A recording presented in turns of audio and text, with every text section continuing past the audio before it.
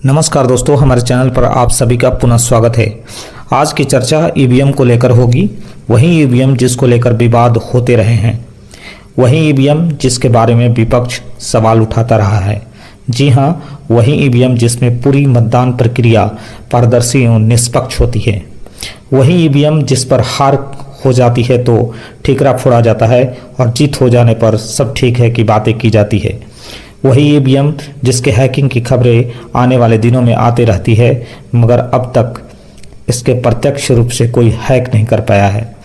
जी हाँ, वही ईवीएम जो चुनावी प्रक्रिया को आसान बनाती है, वही ईवीएम जो उम्मीदवारों की मतगणना को भी आसान बनाती है, वही ईवीएम जिसे इलेक्ट्रॉनिक वोटिंग मशीन भी कहा जाता है, वही ईवीएम जिसके 3 भाग होते हैं। पहले भाग को सीयू जिसे कंट्रोल यूनिट कहा जाता है, दूसरा बीयू जिसको बैलेट यूनिट कहा जाता है और तीसरा वीवीपैट जिसमें पर्ची लगी होती है। जब मतदान करने के बाद उसमें 7 सेकंड तक डिस्प्ले होती है। फिर भी अलग अलग पार्टियों द्वारा आरोप लगते रहे हैं।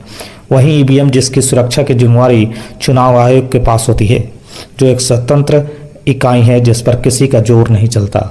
वही ईवीएम जिसकी सुरक्षा को लेकर चुनाव आयोग द्वारा चुनाव से पहले और चुनाव खत्म होने के बाद सुरक्षित जगह पर रखने की जिम्मेवारी होती है। वही ईवीएम जिसके चुनाव से पहले पूर्ण रूप से चेकिंग की जाती है, इसकी सीलिंग की जाती है। वही ईवीएम जिसमें वास्तविक मतदान डालने से पहले मॉक पोल किया जाता है ताकि ये चेक किया जा सके कि वो खराब है या नहीं। वही ईवीएम जिसको लेकर चुनाव अधिकारी एवं इसके कर्मियों को पूर्ण रूप से ट्रेनिंग दी जाती है। वही ईवीएम जो चुनाव में खर्च या बर्बाद हो रहे कागजों पर अंकुश लगाता है। वही ईवीएम जो फास्ट रिजल्ट देता है। वही ईवीएम जो मतगणना को आसान बनाता है, जिसकी गणना पर संदेह नहीं किया जा सकता। फिर भी पता नहीं क्यों पार्टियों का मन ईवीएम से क्यों नहीं भरता। इसको लेकर वास्तविकता यही है कि पार्टियां हारती है तो बौखलाकर अनाप शनाप ईवीएम पर आरोप लगाने लगती है। अपनी हार के कारणों का आकलन करने के बजाय चुनाव आयोग और ईवीएम पर आकलन प्रस्तुत करने लगती है।